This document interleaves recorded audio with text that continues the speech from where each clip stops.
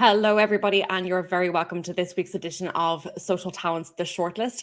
I am Holly Fawcett. I'm the Director of Content here at Social Talent, and I am going to be taking over the Social Talent Shortlist hot seat for the next 3 weeks while our CEO is on vacation. I am so incredibly jealous that he's taken so much time off, and I shall also be taking time off straight after that. Anyway, not going to be too jealous about it. This week's topic is something that I'm actually really eager to talk to my good friend with Yasmin Sheikh. So today's topic is about attracting and enabling employees with disabilities, because I think from a DE&I conversation, disability is often seen as a very poor relation and something that hasn't really taken a lot of focus, unfortunately, with organizations. And when agendas are put forward to hire more diverse talent or create work environments that really cater to people from underrepresented backgrounds, so very often those with both visible and unseen disabilities find themselves at the bottom of this list. But to ignore this cohort is to ignore a whole pool of talent with skills and abilities that can really help organizations to prosper and grow. So on this week's edition of The Shortlist, we are welcoming Yasmin Sheikh to the show. Yasmin is a TEDx speaker and founder of Diverse Matters, and will be speaking to us about disability inclusion in the workplace. We'll be diving into her own personal story, as well as looking at topics around recruitment and the interview process, adjustments in the workplace, and the language of disability as well. So Yasmin, you are so very, very welcome to the show. Hello. Hello, Holly. Lovely to be here. Thank you for welcoming me. Can you share a little bit about yourself, about your company as well, and what it is that you do? Sure. So I'm the founder of Diverse Matters, which is a training consultancy to give confidence to organisations in relation to diversity issues in the workplace, but really specialising in disability inclusion in the workplace, because that's my personal experience and expertise. I'm a former lawyer and I'm also Vice Chair of Lawyers with Disabilities Division at the Law Society of England and Wales. Awesome. So how long have you been a former lawyer for?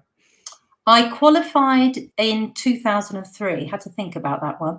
I was working at a city law firm for 12 years, practicing in personal injury law, would you believe it? Being a wheelchair user, there's an irony there. And what do you see now that you're now a former lawyer and now working on a consulting side, specializing in disability? What do you see as some of the obstacles that organizations are coming into place? Maybe they were obstacles that you similarly faced yourself, but what do companies tend to find is the barrier to welcoming employees with a disability?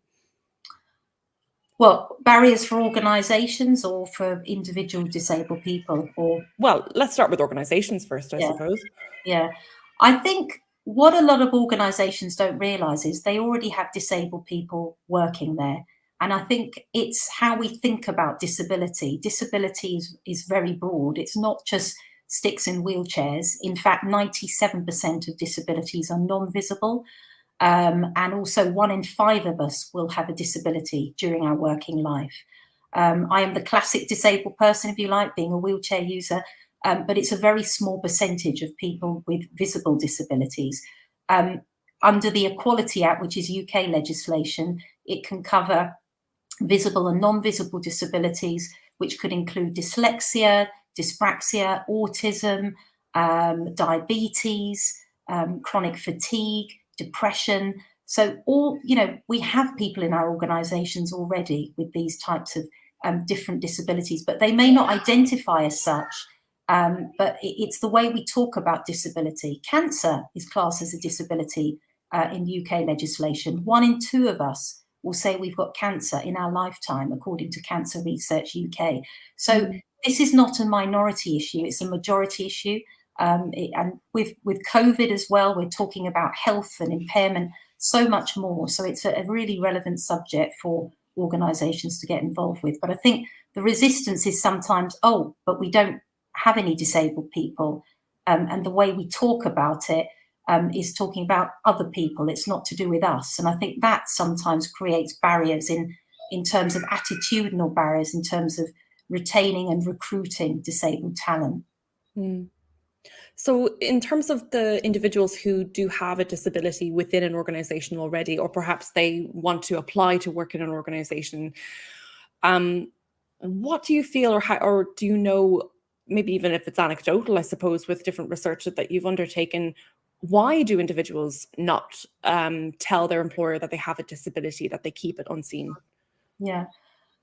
Oh, lots of reasons. I think, as I said, I'm Vice Chair of Lawyers with Disabilities Division for the Law Society of England and Wales, and we carried out some research with Cardiff University called Legally Disabled, and you can just Google Legally Disabled and you'll find the research, the findings and the recommendations to improve disability inclusion in the workplace. And we found there were lots of really interesting findings, but a lot of the time people don't want to share their disability. I like to use the word share rather than disclose, because it suggests it's shrouded in secrecy and it's something we should be ashamed of. But a lot of the time is the onus is always on the disabled person or the person with the health condition or impairment to share. And they may have had prejudice in the past, or people worry about being discriminated against. And it's really for the organisation to be open on their website. Is it accessible? Do they talk about reasonable adjustments? It's always this onus on the disabled person to ask about accessibility and adjustments, but it should just be normalised. There should be information on the internet about it. We should ask all candidates. This is what the Legally Disabled research made a recommendation. When we normalise these kinds of conversations and ask everybody at recruitment and appraisal stage, do you need an adjustment to do your job, to thrive at work? It avoids that special status, that stigma for disabled people. And it just, excuse my son shouting in the background there. Not at all. It normalizes these conversations so that people feel this is an organisation that actually just talks about it openly. And that takes away some of the fear that people may have that they may be prejudiced. Oh. I can see someone coming in. Oh, wait, sorry, my son has walked in. Take your time, you're all right. So Yasmin, I'd like to pivot ever so slightly towards our news stories. Every week on our shortlist, we discuss 2 or 3 news articles that have been in the press, which talks about the topic that we talk about each week. And there's 2 articles that we wanted to bring to everyone's attention today. The first is from an online paper, The City from New York. And the headline is "Unemployment Soars for New Yorkers with Disabilities as Challenges Outweigh New Opportunities." And this article, I'll put the link into the show notes for the podcast or live into the chat if you're watching live on LinkedIn or live on YouTube. This article it makes for really difficult reading, I have to say, because the statistics that it's coming out with for such a cosmopolitan city that we think about when we think about New York, where in 2021, 17% of working age people in New York City with a disability were unemployed. And that was up from 7.4% in 2019. So a 10 percentage point bump in people who are disabled who are now unemployed. And I think it's a very difficult thing to really break down. Obviously, there may be some more like nuanced information within those types of statistics as to why people have become unemployed or have opted out of the workplace. But really, it does kind of paint a very bleak picture about, as I said, a very cosmopolitan city like New York, where funding has been completely slashed for programs to support people with a disability and organizations who wish to employ them as well, where state funding is going to be slashed down to just 88 cents per person with a disability for 2022. So in a more global context, obviously you're speaking from a perspective of Europe and more particularly from the UK. Is this a lack of funding? Is it kind of felt worldwide? Is it just an American anomaly, or what's your sense of this around this massive bump in unemployment for people with disability? I can only speak for the UK, and I know a lot of people may not realise that the average extra cost for disabled people in the UK is £570 a month. And those additional costs include things like specialist equipment or alterations to your home. It could be increased transportation costs. I note in the article, when people get a chance to read that, is that in the article it states that barely a quarter of New York subway stations are compliant with the Americans with Disabilities Act. So people can't even physically get into their own city sometimes because of transportation is inaccessible, which means an extra cost. So, you know, if funding is being slashed, where do you get that extra money from? In the UK, we have access to work, which is part of a government scheme, which is known as the best kept secret in the government, because it actually provides funding for adjustments. For example, in my situation, I had to travel into the city for work, and the underground is largely inaccessible for a wheelchair user. So access to work paid for taxi costs to and from work, which again removed a barrier for me, because being physically, you'd be exhausted by the time you got into work to find a longer route to get in, which is accessible. They also paid towards my super light wheelchair as well. So I can only speak from a UK experience that funding is still there, access to work, and the funding is quite generous actually. So it's worth organisations looking into that. I mean, my firm was an international law firm, but still access to work were able to provide that funding and remove that barrier for me, which made it easier for me to return to the workplace. Yeah, absolutely. And I think even in the context of, you know, physically traveling to a workplace, being that an office or a store or warehouse or whatever, or a site, whatever the place might be, you know, that kind of work obviously still happens. But the one, I suppose, positive thing about this global pandemic is that working from home has now become a really normal thing, Yeah.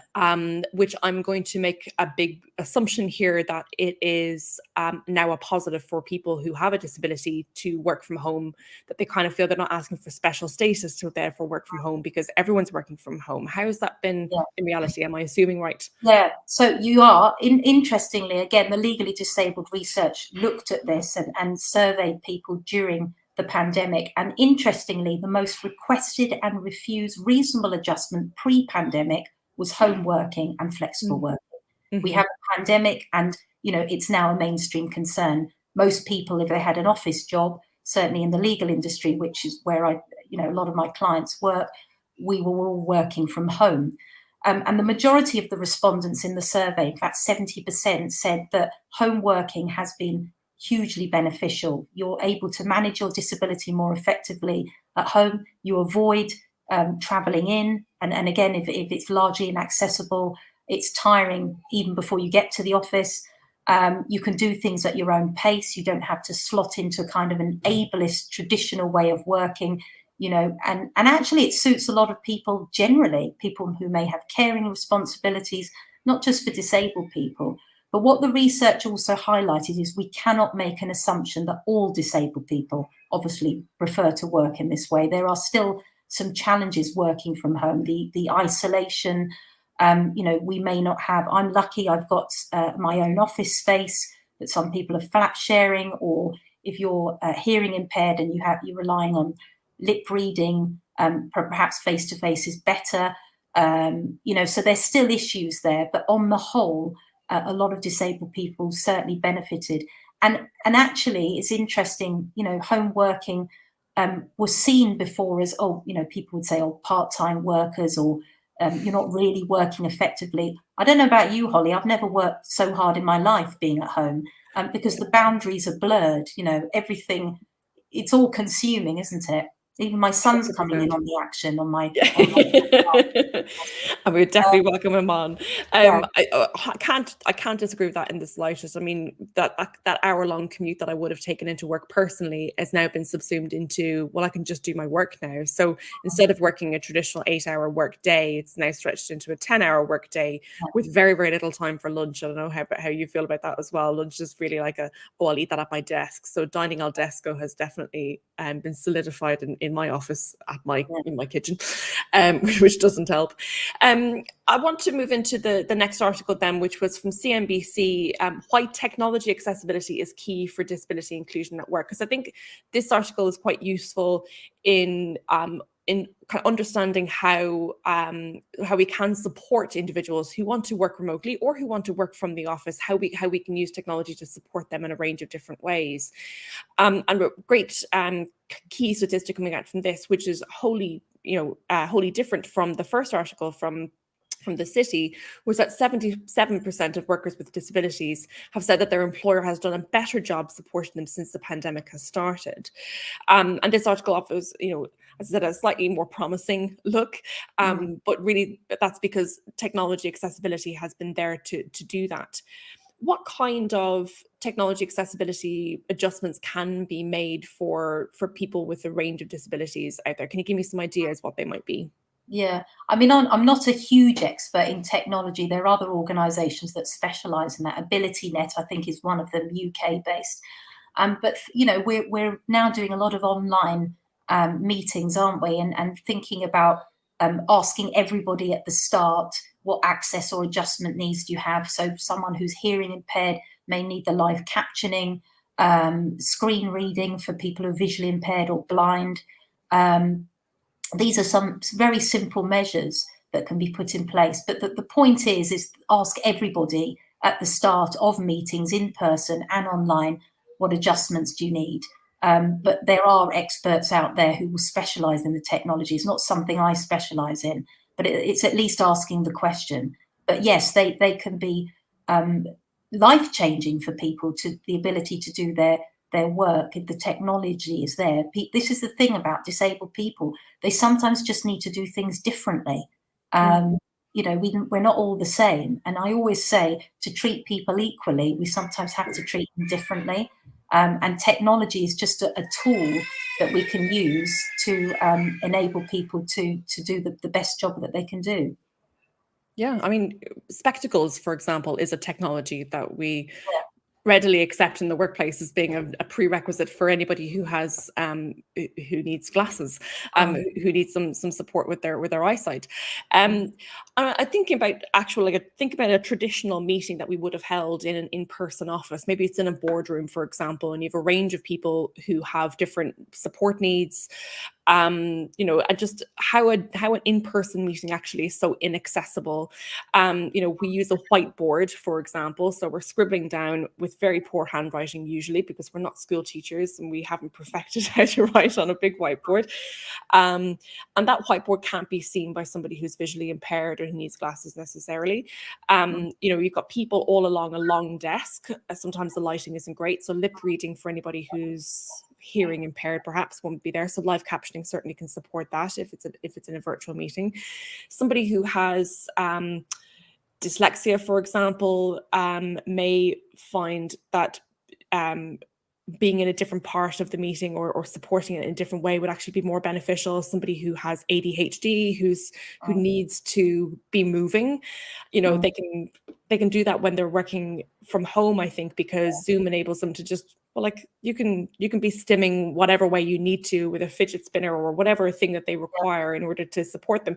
Whereas in the before times, which I constantly refer to, in the before times, if somebody was using a fidget spinner or was on their phone or something like that, we would have thought that was the height of disrespect, that they're fidgeting, that they can't concentrate, they can't just sit still. When actually that's what somebody needs in order to listen and participate. Yeah. I'm thinking those are perhaps on the neurodiversity spectrum, that autistic people may, struggle in an open plan office, for example, with the bright lights and the sensory overload, noise cancellation, earphones, or perhaps working from home is more suitable for autistic people. So, there's lots of adjustments we can make, but home working definitely has its benefits as well, particularly for disabled people. Yeah, absolutely.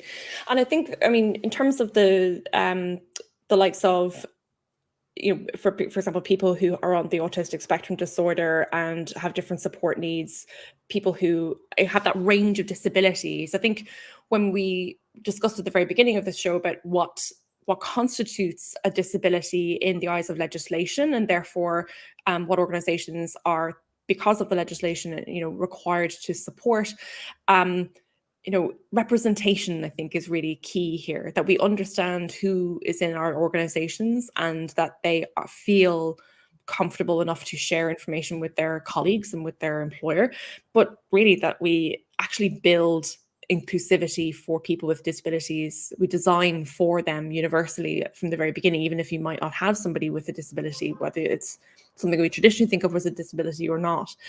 How important do you think representation is in boosting this kind of progress on this front from technology? Oh, it's huge. I mean, there's a saying, I'm sure those who are in the diversity and inclusion world have heard, if you see it, then you can be it. You believe you can be it. And role models are essential. And I think, in my experience, when senior people speak openly about some of their challenges, share vulnerabilities, perhaps a disability or some experience, it sends a big message to the rest of the organisation that, it's okay to talk about these things, and people have got somebody that they can look up to, and they have a role model. Again, the legally disabled research picked up on the value of role models, and feeling disabled may be a very individual experience, but the data demonstrated that it's usually possible to identify common barriers. So disabled people are very diverse, but usually there's common barriers. And if we can speak about those openly and share that experience, that's invaluable for people. And the respondents also in the survey, when they were asked what contributed to positive experiences at work, they cited visibility of other disabled people in the working environment in their top four.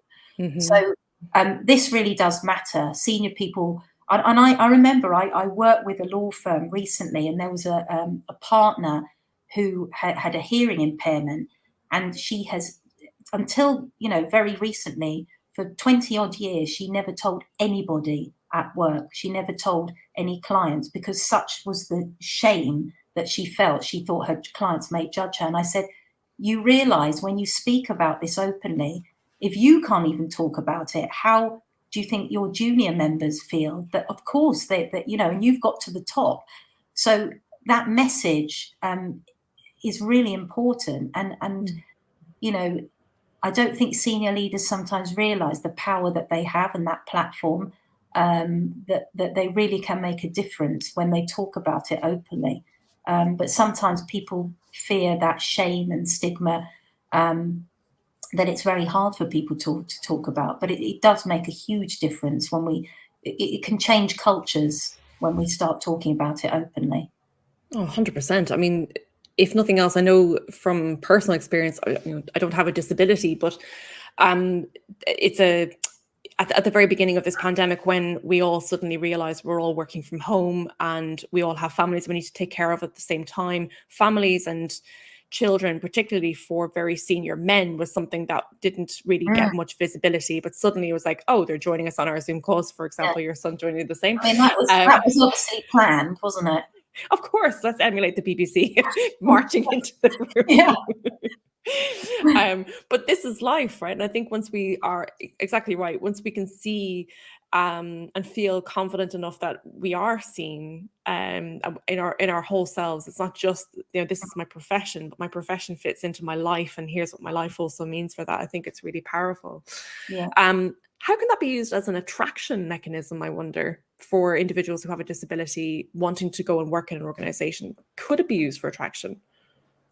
What do you mean, Holly? People who openly say or represent themselves as being disabled on maybe it's employer branding literature or their LinkedIn, whatever it might be. Yeah, I mean, it does make a difference. I think speaking about it openly, I mean, again, I keep going back to the research, but they found, and you said it in your introduction, Holly, as well, that we talk about diversity a lot in organizations, I feel. However, when it comes to disability, disabled people notice when you don't talk about it at all. It's either the poor relation or it's not even spoken about.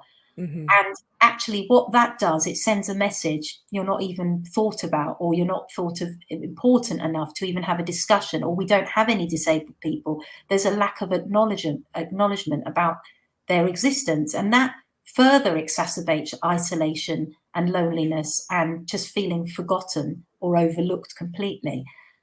So it's important. A lot of people may be nervous about talking about this issue, but if we don't even talk about it at all, actually it's more damaging. And the research found that the participants who took part in the research said, actually just start the conversation. You don't have to be perfect, but let's just start something. Don't be so fearful. You might get it wrong, but that's okay as well. To do nothing is actually worse. And so, yes, it does matter if people are open, because it gets the conversation going. And it may be difficult conversations, but it's better than not saying anything at all. Yeah, absolutely. So in thinking of from a hiring point of view, considering that our podcast largely speaks about hiring and employee journeys, um, I wonder if you can share some advice around some of the recommendations or adjustments that might be considered a very, very normal thing to incorporate into something like a recruitment strategy. Yeah. What things do organizations tend to overlook, and how could they improve if they want to get Sure. disabled people into the applicant pool? Sure. So again, the legally disabled research looked at the experiences at recruitment for disabled people, and they found fewer than 7% surveyed found it easy to find information about accessibility of a prospective employer, and only 9.7% surveyed had a positive experience of recruitment agencies, unfortunately. Again, there's a lack of information on the website about access, about adjustments. I said it before, but a very simple thing is to ask everybody at recruitment and appraisal stage, what adjustment can we make in order for you to do this interview, this job, this assessment? Not just singling out disabled people, but asking everybody, because the onus is always on the other person, the person with the impairment, to ask, are you accessible? Or, you've got to do a lot of work. Organizations we need to flip the narrative and think, well, what can you do to send out that message? So that's a few things. Another point, a recommendation again, was provide a point of contact by telephone or email, a direct email or telephone contact detail for the person that the disabled person has to contact in terms of adjustments, because you're more likely to send that information to a personal email address rather than a generic email address. Sometimes you're exchanging sensitive information, so that's more likely to start a conversation about adjustments. Is your website even accessible? Think about that, accessibility. Experts who specialize in making sure that the website is accessible for people with disabilities. So I would encourage people really to look at the research, because there's some further recommendations, but those are some of the top tips, I would say. Yeah, absolutely. And do you know what? Even that for the very final one there about your website being accessible, it's another level altogether when you use a screen reader to experience what a screen reader is like.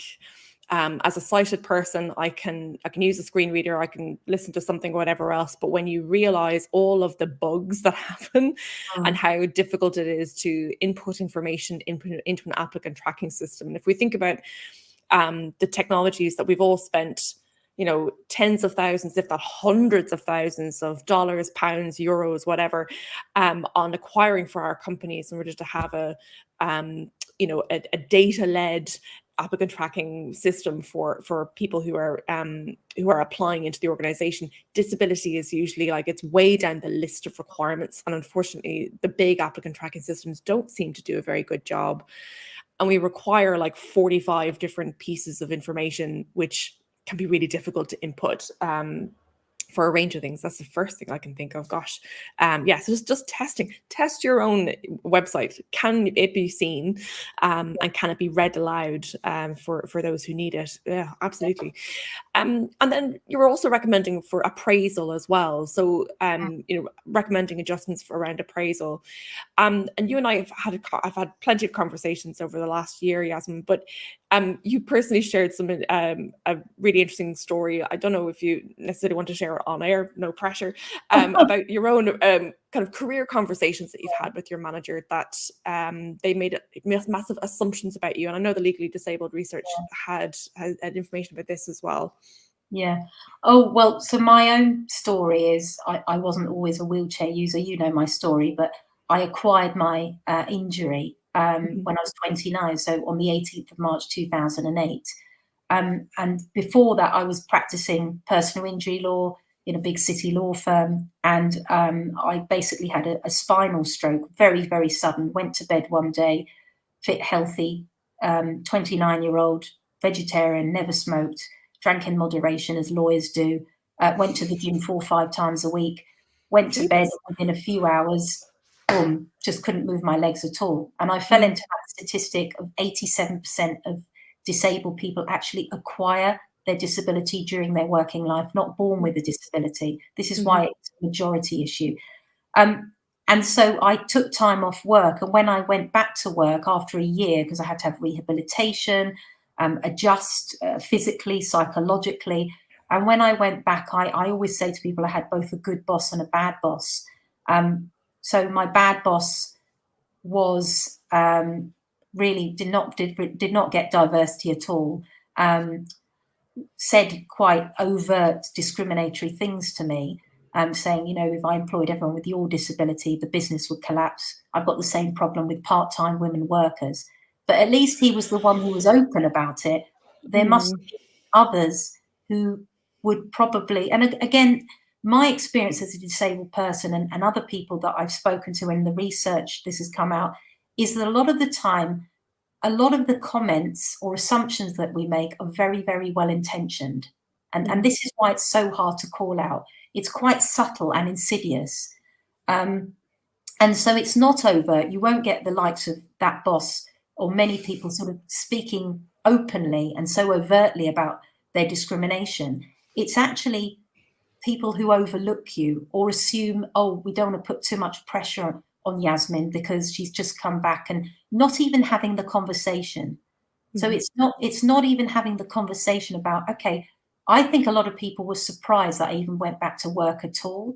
And there's a soft bigotry of low expectation. And so if you don't even have the conversation about what do you want to get out of work? What are your aspirations? Because I still had a lot of aspirations, but they were killed very quickly. And it was a vicious cycle because I came back feeling myself, what worth, what value do I bring now? Just because of my changed physicality, nothing had happened to my brain, but I questioned my own worth and what I could actually bring. And because my boss was sending messages, very clear, direct messages that actually you are a problem, you're a burden, that made things worse. And I internalized that. But luckily I had good bosses and people who developed my skills and interests and talents and had conversations about that. And that's why I've set up this consultancy. So ultimately it worked out well. But we really have to be careful how we speak to people who've experienced a significant life event, whether it's acquiring a disability or a bereavement or whatever it is, because, work is such an important part of our lives. And we really can be quite damaging in the way we speak to people. So unfortunately, I did have a negative experience, but on the whole, it was positive because not everybody's like that, luckily. But a lot of the time it was, as I said, it was very subtle. It was not being invited to go to court with the senior partner, not getting the juicy cases, not being introduced to particular clients because you were just forgotten and overlooked. And again, I internalized that and I thought, I know my place here. So I had to get out. Because I had to do something I thought I'm really good at and I can really make a difference. It sounds very cheesy, but I just felt I wasn't adding value there. But what could have happened if somebody did nurture that? I don't know. But I'm doing what I love anyway, so it all turned out well. But we really must be careful how we speak to people when they return or when they join a workforce, the assumptions we make and the messages we're sending to them. Oh, that's 100%. A very long answer to that question. No. Gosh, no. I'm sorry. I've just written down soft bigotry of low expectations. I think I'll put that on my wall as a quote of the day. That is, it's really disappointing to hear, but also I get completely where that comes from because you're right. I think anybody who does experience difficulty, we do make those assumptions. You're right, where I don't want to push them, I don't want to make them feel overwhelmed, and therefore we end up treading too lightly, rather than, as you say, have the conversation and confirm actually whether or not they want to drive a little bit harder, where their career aspirations do lie. And if we think about representation, as we were just talking about before with that previous article about technology, like representation in a personal injuries firm, could you imagine, a client walking in who has acquired a disability through an injury, like seeing somebody on the other side of the table who is in a similar predicament to them, or really who gets it from their own personal expertise and experience? The Yeah, I power mean, that would have to that customer. I was acting for insurance companies, but prior to joining that firm, I did do claimant work. So those people who are injured through accident or something else. So I understood those medical reports on a much deeper level. I really got understood it probably better than some of my colleagues, because I'd lived through some of those experiences. So actually, I probably was in exactly the right place, being a disabled person myself and going through hospital and treatment and all sorts. But there's lots of value that people can bring, but unfortunately, it just wasn't there for me, that I could develop my skills. But what can I say? What a shame. What a shame. But you know what? Their losses are gain. I think, as you say, it has driven you towards a different career that is supporting and enabling lots of organizations to do better. If you could wave a magic wand and just change one big thing that you feel kind of comes up again and again and again with the clients that you work with, that they need to change or start or just do better, what would it be with regards to inclusion, particularly of people with disabilities? I think I've said this before. A lot of organizations always come to me and say, how do we get people to disclose? That word disclose, I like to say share. And the onus is always on the disabled person. But let's flip that narrative. What are you doing? What messages are you sending so that people feel psychologically safe at recruitment stage and during their career to enable people to have that conversation? So simple things that we can do. I've already said on the website, talk about adjustments at recruitment stage, ask people. Before we have, when we have events, we always ask, do you have any dietary requirements? Why don't we normalize it and say, do you have any access or adjustment needs? So that I don't have to check, and other people with different disabilities or impairments have to check, can I access this event? Do you have these adjustments in place? You already start the conversation, and that normalizes it. I think that way the onus isn't always on the disabled person. So these are very simple things, but they really make a huge difference. And even if that person hasn't got a disability, again, 1 in 5 of us will experience a disability in our working life. It may be they acquire a disability whilst they're working with you. Again, you're sending out that message that you're an inclusive employer that has already thought about it. And I think you mentioned before, Holly, it's often an afterthought tagged on at the end, rather than embedding disability inclusion from the outset, which is a much better way to have an inclusive environment. Yeah, 100%. And great advice as well. Thank you so much. I have to say the best events I've ever been to have usually been where there's a whole range of things going on that you're like, oh wow, that's really interesting. From translators, people wearing headsets for translation because English is not their first language, for example, where it is mine. Sign language in different languages as well has been a really interesting one that I've seen at really cool events. And obviously access being a different thing as well, but making sure that the venue and the space is accessible just helps absolutely everybody, whether it's a temporary injury like I have at the moment, I have a bummed leg, and just climbing stairs is going to be difficult, or whether it's because I have a more permanent or much more difficult injury that I need to accommodate, for example.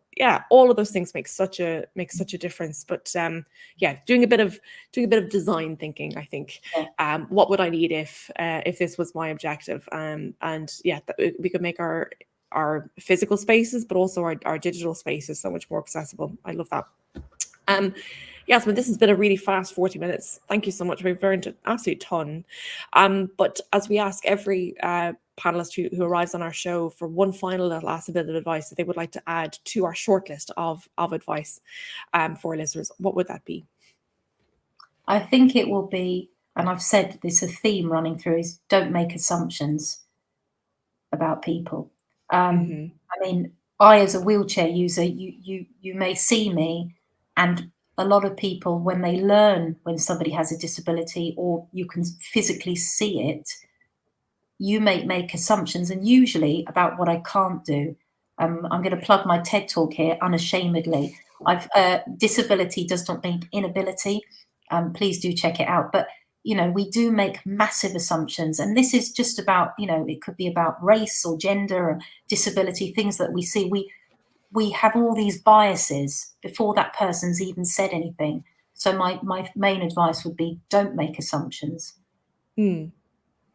And can I ask a question about curiosity? It's something that I've asked my nephew, who has spina bifida and hydrocephalus. I've asked him this question a few times, and he's come up with different answers. He's now 10, so he's kind of evolved in his thinking. But how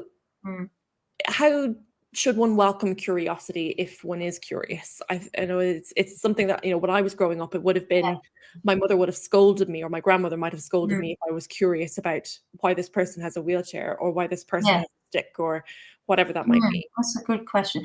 No, it's interesting because children don't have a filter, do they? And often children will ask their parents, why is she in a wheelchair? And it's the parents' reaction which I find particularly interesting, because if they pull the child away or say, don't ask that, or, they're teaching them to be fearful. And I don't mind children asking me, and I'll answer it in a very straightforward way. I'll say, oh, I just can't use my legs, or, they seem to accept that. And actually, it happens fairly regularly. Actually, people will ask me, and my husband, who's also a wheelchair user. So can you imagine, when we're both out, we get all sorts of comments. But I think, so children are one thing, because they're learning about the world around them, and actually, we as adults, we shouldn't. If we show embarrassment or awkwardness, it's just accepting. Some people use wheelchairs, some people have dwarfism. People are different. And it's not reacting too strongly to it, because the child will pick up on that. I think when it comes to adults asking, strangers asking me, that's a completely different conversation. So I don't really like, strangers, if I haven't established a rapport and a connection, a relationship, somebody just asking me out the blue, what happened to you? I mean, I've shared my story here because we're on a podcast together, and I chose to share it, and it's relevant. There's a context to it. But strangers, I always say to people, if you had a visible sign on your head that revealed the most vulnerable moment in your life, perhaps it's bereavement or divorce or something like that, and every time you left the house, people would ask you 4 or 5 times a day about something about that event, it's very intrusive. There's a line between curiosity and intrusiveness, isn't there? And I think when you establish rapport and a relationship, I may bring it up, I may not, but sometimes it comes up about my injury, sometimes it doesn't. But my wheelchair doesn't define me. It's a huge part of my life, but it's not an all-consuming thing that I go around thinking about my injury all day long. And so I don't, when it comes to strangers and adults asking me, very, very quickly, I'm a bit disappointed, because the best thing is just to say hello. You don't really need to make remarks about the way I'm moving around. And it's so hard, because you come across as this chippy, bitter, disabled person if you react. I've always got to risk assess, do I bother responding, or, what do I do? Because I'll go away and think about that all day. The best thing is just to talk to people normally. And it may come up, it may not. So that's a whole other podcast, Holly. Might be, and we're just out of time for this one, unfortunately. But Yasmin, that has been so enlightening, and no, I love that about not making assumptions, but also being very kind, I think. And if we are to make assumptions, let's make the most generous one that we possibly can for those around us, for sure.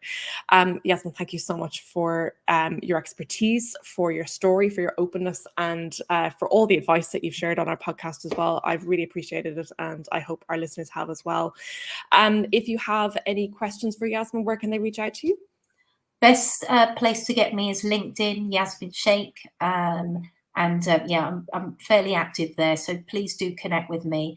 Love to do that. Best place to find me. Or my website, www.diversematters.org. But LinkedIn is probably the best best one. Excellent. That's brilliant. Yasmin, thank you so much again. And that is it for this week's podcast. Thank you so much for everybody who joined us live. And for those of you who are listening after the fact on our podcast, if you do have any questions for Yasmin, as she said, please do reach out to her on LinkedIn. And then for next week, we are going to be joined by Brad Cook, who is the Vice President of Global Talent Acquisition at Intuitive Surgical. And this should be a really interesting conversation, but really getting back to the absolute basics of talent acquisition. We've all come from a very high, convoluted way of driving in a huge amount of technology. And I think we've forgotten some of the key parts of around recruitment, which is around our people. And so I will be hosting that conversation next week at the same time, which is Wednesday, the 13th of April at 4 p.m. That UK London time. That will be 8 a.m. Los Angeles time or 11 a.m. New York time, if you can work that around. I look forward to seeing you live on the podcast if you can join us, or listening to me afterwards. Thank you so much, everybody. I'll see you then. Bye.